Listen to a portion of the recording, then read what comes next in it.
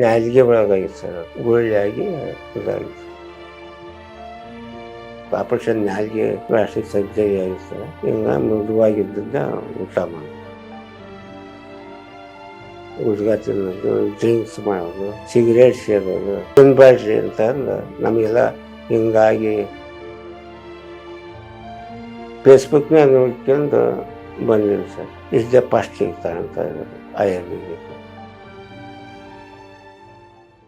ನಮಸ್ತೆ ಸರ್, ನಂಜಪ್ಪ, 58 ವರ್ಷ. ನಾವು ಹಾವೇರಿ ಜಿಲ್ಲೆ ರಾಣೆಬೆನ್ನೂರು ತಾಲೂಕು ಕಾಕೋಳದಿಂದ ಬಂದಿದ್ವಿ. 22ನೇ ಇಸ್ವಿಯಾಗ ಸ್ವಲ್ಪ ಗೊತ್ತಾಗ್ತದ. ಅವಾಗ ನಾವು ದಾವಣಗೆರೆಗೆ ಹೋಗಿ ಆಪರೇಷನ್ ಮಾಡಿಸ್ಕೊಂಡು ಆಪರೇಷನ್ ಆಗಿ ಅಲ್ಲೇ ಮೆಡಿಸಿನ್ ತಗೋತಾ ಇದ್ವಿ. ಈಗ ನಿಮ್ದು ಸ್ವಲ್ಪ ಗೊತ್ತಾಗಿ ಮತ್ತೆ ಈಗ ಇಲ್ಲಿ ಬಂದಿದ್ವಿ. ನಾಲಿಗೆ ಒಳಗಾಗಿತ್ತು ಸರ್, ಗುಳ್ಳೆಯಾಗಿ ಇದಾಗಿತ್ತು. ಕಿಮೋಥೆರಪಿ ತಗೊಂಡ್ವಿ, ರೇಡಿಯೇಷನ್ ತಗೊಂಡ್ವಿ ಸರ್. ಆನಂತರ ಇಮ್ಯುನೋಥೆರಪಿ ಮತ್ತೆ ಅದು ಇದಾದ ಸರ್. ಇಮ್ಯುನೋಥೆರಪಿ 4 ತಗೊಂಡ್ವಿ.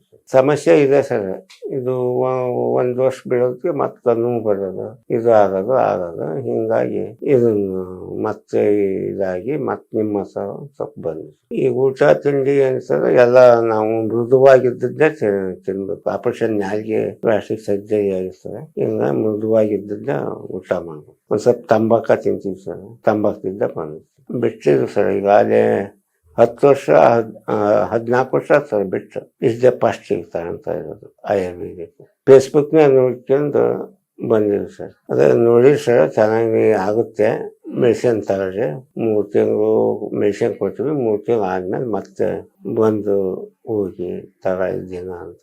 ನಾಳೆ ಬೆಳಗ್ಗೆಯಿಂದ ಸ್ಟಾರ್ಟ್ ಮಾಡ್ತೀವಿ. ಇವನ್ನೆಲ್ಲ ತಿನ್ನಬಾರ್ದು, ಇದರಿಂದ ಕ್ಯಾನ್ಸರ್ ಬರುತ್ತೆ ಅಂತ ಈಗೂ ನಾವು ಹೇಳ್ತಾನೆ ಅದು ಸರ್. ಗುಟ್ಕಾ ತಿನ್ನೋದು, ಡ್ರಿಂಕ್ಸ್ ಮಾಡೋದು, ಸಿಗರೇಟ್ ಸೇರೋದು ಇವನ್ನೆಲ್ಲ ತಿನ್ನೋದ್ರಿಂದ ಭಾಳ ಎಫೆಕ್ಟ್ ಆಗುತ್ತೆ ಅಂತ ಈಗೂ ನಮ್ಮ ಜೊತೆಗೆ ಯಾರು ಇದ್ರು ಹೇಳ್ತೀವಿ ಸರ್. ತಿನ್ಬೇಡ್ರಿ ಅಂತ ಅಂದು ನಮಗೆಲ್ಲ ಹಿಂಗಾಗಿ ನಾವೆಲ್ಲ ಆಸ್ಪತ್ರೆಗೆ ಅಡ್ಡಾಡ್ತೀವಿ, ತಿನ್ಬೇಡ್ರಿ ಅಂತ ಹೇಳ್ತೀವಿ. Thank you sir. ಓಕೆ.